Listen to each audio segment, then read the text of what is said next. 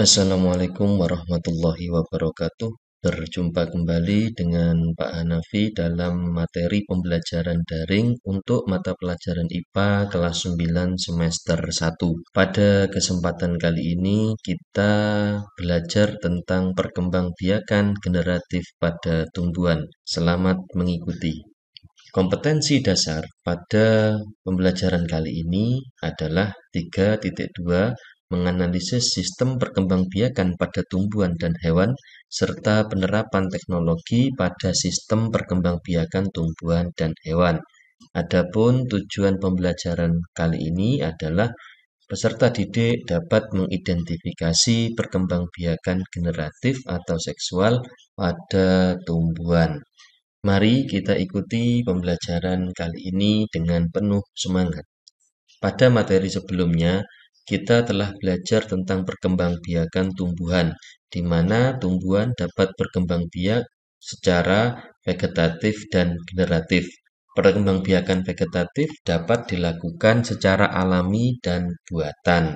Alami misalnya melalui tunas batang, rimpang, stolon, umbi lapis, umbi batang, dan tunas adventif. Sementara vegetatif buatan dilakukan melalui cangkok, merunduk, stek, menyambung, dan menempel atau okulasi. Pada materi kali ini kita akan belajar tentang perkembangbiakan generatif pada tumbuhan. Kita akan belajar tentang organ perkembangbiakan, penyerbukan, pembuahan, penyebaran biji, dan berkecambahan. Tentu saja, perkembangbiakan generatif yang akan kita bahas adalah yang terjadi pada tumbuhan berbiji tertutup atau angiosperme. Perkembangbiakan generatif pada tumbuhan angiosperme. Kita lihat dulu hal-hal yang terkait dengan perkembangbiakan generatif.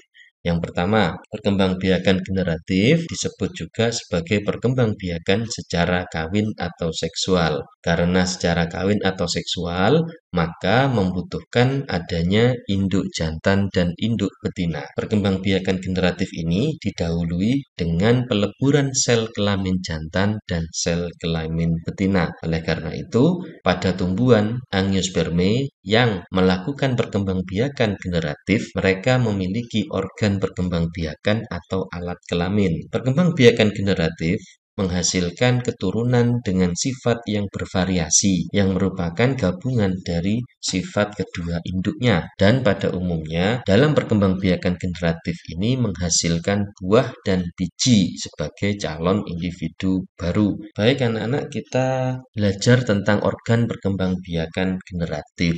Karena membicarakan tentang organ, maka kita mengingat kembali organ pada tumbuhan, di mana pada tumbuhan terdapat organ-organ akar, batang, daun, kemudian bunga, dan buah atau di dalamnya ada bijinya. Di antara organ-organ ini, bunga dan buah ini adalah organ perkembangbiakan. Dan kita kali ini fokus pada pembahasan tentang bunga. Bagian-bagian bunga, sebagaimana yang anak-anak ketahui, bunga memiliki dua bagian utama, yaitu perhiasan bunga dan alat kelamin bunga. Ada juga satu bagian yang ada pada setiap bunga, yaitu tangkai bunga. Kita lihat perhiasan bunga terlebih dahulu. Perhiasan bunga terdiri dari mahkota bunga dan kelopak bunga. Sementara alat kelamin bunga terdiri dari alat kelamin jantan, yaitu benang sari, di mana benang sari ini memiliki bagian-bagian kepala sari dan tangkai sari. Sementara untuk alat kelamin betina, yaitu putik, terdiri dari beberapa bagian, yaitu kepala putik, tangkai putik, bakal buah, dan bakal biji.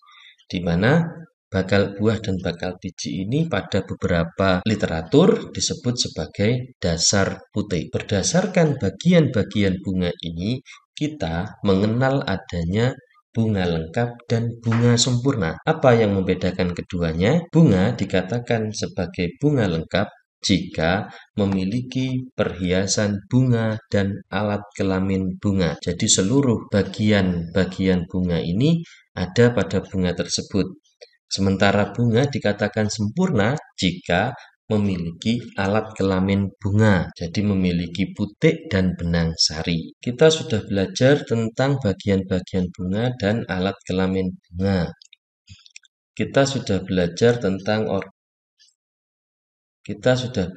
bagian-bagian bunga. Mari kita melanjutkan pada pembentukan sel kelamin jantan. Pembentukan sel kelamin jantan ini disebut mikrosporogenesis. Terjadinya di kepala sari pada kantung serbuk sari atau yang disebut sebagai sporangium. Tahap-tahap dari mikrosporogenesis adalah mikrosporosit akan berkembang menjadi mikrospora. Mikrospora akan membentuk serbuk sari, di mana serbuk sari berisi inti sel generatif dan inti sel vegetatif. Untuk lebih jelasnya, mari kita ikuti ilustrasi berikut. Ini adalah bagian bunga, di mana salah satunya adalah kepala sari. Di dalam kepala sari terdapat kantung serbuk sari atau sporangium. Pada satu sporangium terdapat bagian yang namanya mikrosporosit. Mikrosporosit akan membelah menjadi mikrospora dan dari satu mikrospora akan melakukan pembelahan lagi membentuk yang namanya serbuk sari. Di dalam serbuk sari ini terdapat dua jenis sel, yaitu inti sel generatif yang nantinya akan membentuk dua sperma dan inti sel vegetatif atau pada gambar ini disebutkan sebagai inti sel pembuluh. Ini adalah pembentukan sel kelamin jantan atau mikrosporogenesis. Selanjutnya, pembentukan sel kelamin betina. Pembentukan sel kelamin betina disebut sebagai megasporogenesis. Terjadinya di dasar putik pada bagian bakal buah atau ovarium. Tahap-tahapannya yaitu megasporosit akan berkembang menjadi megaspora. Megaspora akan menghasilkan sel inti anakan, di mana setiap sel inti anakan terdiri dari dua sel inti kandung lembaga sekunder, 3 sel antipoda, 2 sel sinergit, dan 1 ovum. Untuk lebih jelasnya, mari kita ikuti ilustrasi berikut ini. Pada dasar putik terdapat bakal biji, di mana di dalamnya terdapat sporangium dan megasporosit. Pada bagian megasporosit ini, dia akan membentuk megaspora. Ada megaspora yang hidup dan ada yang mati. Megaspora yang hidup kemudian melakukan pembelahan mitosis 3 kali yang akan menghasilkan sel inti anakan, di mana sel inti anakan ini terdiri dari sel-sel antipoda, kemudian inti kandung lembaga sekunder atau di gambar ini disebutkan nukleus polar, kemudian 2 sel sinergit dan 1 sel telur atau ovum. Ini adalah pembentukan sel kelamin betina atau megasporogenesis. Selanjutnya kita membahas tentang penyerbukan atau polinasi. Penyerbukan dapat diartikan sebagai proses menempelnya serbuk sari ke kepala putik, sebagaimana digambarkan pada ilustrasi seperti ini ya. Jadi ada kepala sari yang sudah menghasilkan serbuk sari, kemudian melepaskan serbuk sarinya dan serbuk sari tersebut menempel ke kepala putik. Ini yang kita sebut sebagai penyerbukan atau polinasi. Berdasarkan asal serbuk sari, ada beberapa jenis penyerbukan yang terjadi pada bunga. Yang pertama, ketika terjadi penyerbukan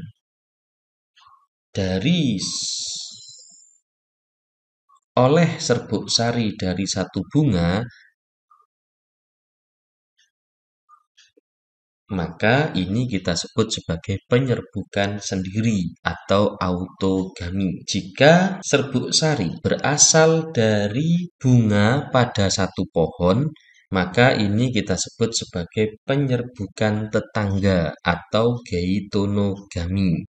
Jika penyerbukan terjadi dari serbuk sari yang berbeda pohon namun masih satu jenis, maka ini kita sebut sebagai penyerbukan silang atau alogami. Dan jika penyerbukan terjadi dari serbuk sari yang memiliki varietas yang berbeda, misalnya pada bunga ini bunga merah muda menyerbuki bunga kuning dari jenis yang sama, hanya beda varietas, maka penyerbukan seperti ini kita sebut sebagai penyerbukan bastar atau hibridogami. Ini adalah jenis-jenis penyerbukan berdasarkan asal dari serbuk sarinya. Kemudian masih dalam penyerbukan ada beberapa perantara penyerbukan. Yang pertama dilakukan oleh angin atau yang kita kenal sebagai anemogami. Bunga yang mengalami penyerbukan dengan bantuan angin ini biasanya memiliki bunga dengan ukuran yang kecil. Kemudian jumlah bunganya banyak dan ringan dan tidak menghasilkan nektar atau bau. Contohnya pada tanaman padi, jagung, dan gandum. Kemudian perantara yang kedua adalah serangga atau yang kita kenal dengan entomogami. Biasanya yang dibantu oleh serangga ini adalah tumbuhan dengan bunga yang berwarna cerah atau menarik, menghasilkan nektar atau bau, dan memiliki serbuk sari yang lengket sehingga bisa menempel pada kaki serangga untuk disebarkan kepada bunga yang lain. Contohnya adalah apel, mangga, dan anggur. Kemudian perantara yang ketiga adalah burung atau yang kita kenal dengan ornitogami. Biasanya bunga-bunga yang dibantu penyerbukannya oleh burung adalah bunga yang memiliki ukuran besar, mahkotanya berwarna cerah dan menghasilkan nektar sehingga menarik burung untuk datang kepada bunga tersebut. Contohnya bunga sepatu, bunga dadap. Kemudian yang keempat adalah kelelawar. Perantara penyerbukan oleh kelelawar ini kita kenal sebagai chiropterogami. Biasanya terjadi pada tumbuhan yang memiliki bunga yang warnanya menarik, menghasilkan bau dan nektar, dan biasanya mekar pada malam hari. Contohnya adalah kaktus dan buah naga. Perantara penyerbukan selanjutnya adalah manusia atau yang kita kenal dengan antropogami. Biasanya ini terjadi pada tumbuhan yang memiliki bunga berumah dua atau dalam satu tumbuhan hanya memiliki bunga jantan atau bunga betina saja. Bisa juga terjadi pada tumbuhan yang secara alami sulit mengalami penyerbukan. Beberapa contoh tumbuhan yang dibantu penyerbukannya oleh manusia adalah salak, vanili, dan anggrek. Selanjutnya adalah pembuahan atau fertilisasi.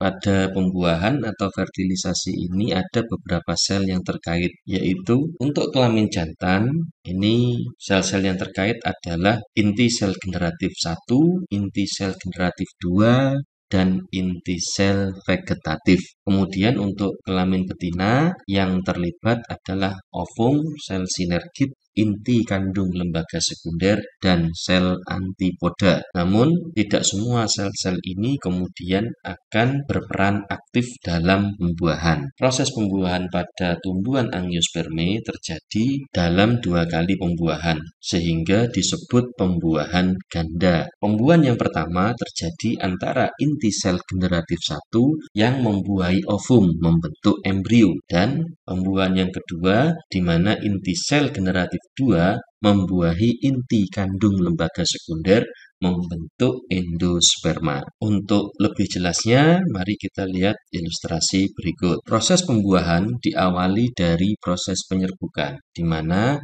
serbuk sari jatuh dan menempel di kepala putik. Serbuk sari yang jatuh tadi akan masuk ke dalam tangkai putik melalui buluh serbuk sari, di mana buluh serbuk sari ini akan menjadi jalan bagi inti vegetatif dan inti generatif 1 dan generatif 2. Kemudian terjadilah proses pembuahan di mana inti sel generatif 1 akan membuahi ovum dan membentuk zigot, selanjutnya menjadi embrio. Sementara inti sel generatif 2 masuk dan membentuk endosperma setelah membuahi inti kandung lembaga sekunder. Ini proses pembuahan ganda pada tumbuhan angiospermae. Embrio selanjutnya akan tumbuh menjadi calon individu baru, sementara endosperma kemudian akan tumbuh menjadi cadangan makanan bagi embrio. Selanjutnya, perkembangan embrio. Bunga yang telah mengalami pembuahan akan berkembang menjadi buah dan biji, sebagaimana ditunjukkan pada gambar bunga dan buah tomat ini. Jika kita perhatikan, ada beberapa bagian pada bunga yang berkembang menjadi buah.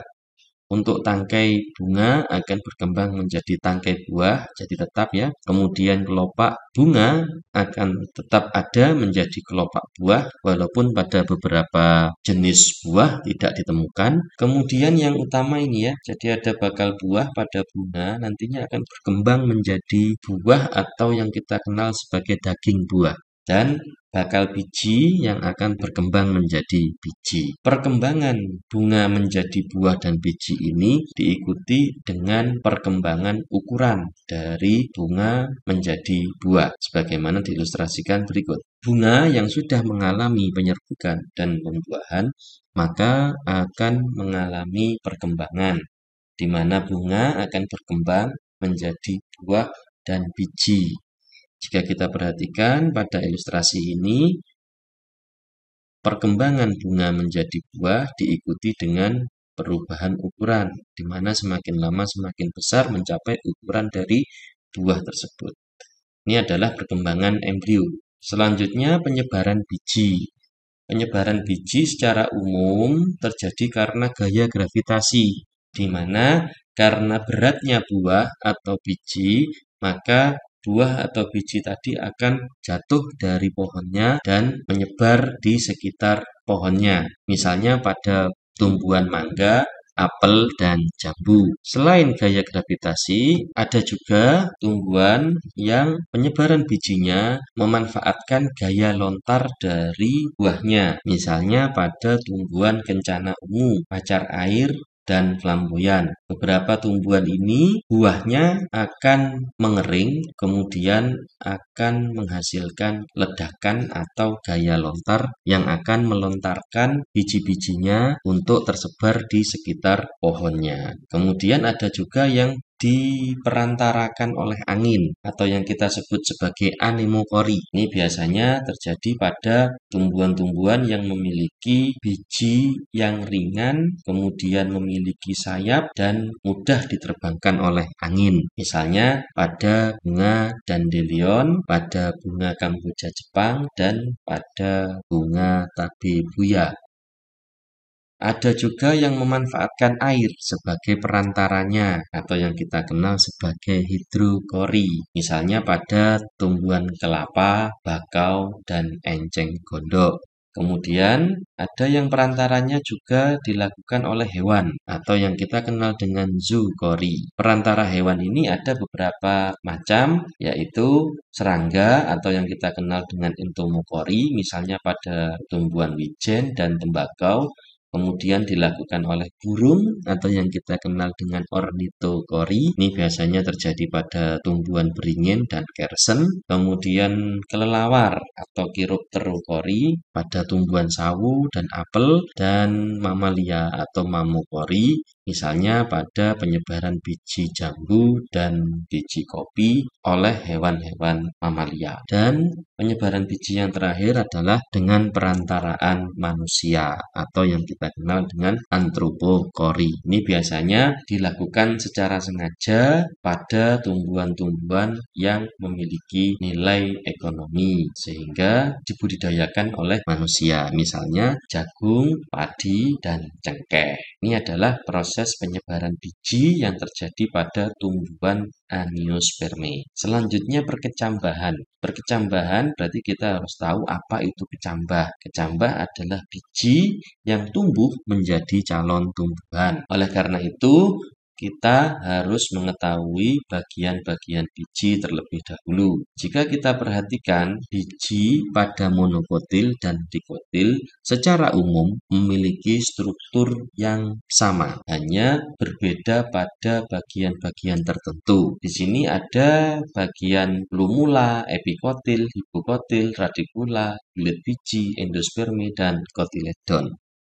Kulit biji berfungsi untuk melindungi biji. Kemudian endosperma dan kotiledon ini berfungsi untuk menyimpan cadangan makanan dan memberikan nutrisi bagi embrio. Lalu ada radikula, ini adalah bakal akar atau calon akar. Kemudian plumula, plumula ini adalah bakal daun. Kemudian ada epikotil, ini merupakan bakal batang yang letaknya di atas kotiledon. Kemudian ada hipokotil, yaitu bakal batang yang letaknya ada di bawah kotiledon. Jadi secara umum bagian biji baik monokotil maupun dikotil memiliki bagian-bagian seperti ini. Jika kita sudah mengetahui bagian-bagian biji, maka kita melihat jenis perkecambahan.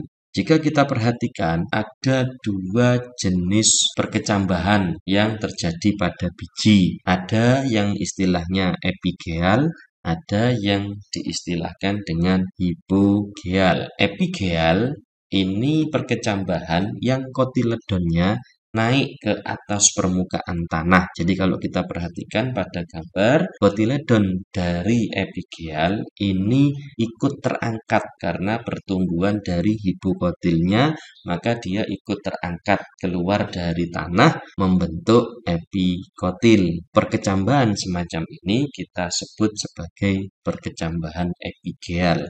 Contoh tumbuhan yang mengalami perkecambahan epigeal adalah kedelai, kacang tanah, dan kacang hijau. Kemudian hipogeal ini adalah perkecambahan yang kotiledonnya tetap terpendam di bawah tanah. Jadi tidak ikut terangkat keluar dari tanah. Ini terjadi pada beberapa jenis tumbuhan monokotil, di antaranya jagung, kurma, dan kelapa. Ini adalah jenis perkecambahan yang terjadi pada biji. Kemudian daur hidup tumbuhan angiospermi jika kita perhatikan dimulai dari biji ditanam kemudian akan berkecambah. Setelah berkecambah dia akan tumbuh dan berkembang menjadi tumbuhan muda. Tumbuhan muda kemudian akan menjadi tumbuhan dewasa. Tumbuhan dewasa akan menghasilkan alat kelamin berupa bunga, dan bunga setelah mengalami pembuahan akan menjadi buah, di mana di dalam buah terdapat biji dan selanjutnya kembali berkecambah dan seterusnya. Ini adalah daur hidup tumbuhan angiospermi. Demikian anak-anak materi yang bisa Pak Hanafi sampaikan pada pertemuan kali ini. Terima kasih atas perhatiannya, selamat belajar dan semoga sukses. Assalamualaikum warahmatullahi wabarakatuh.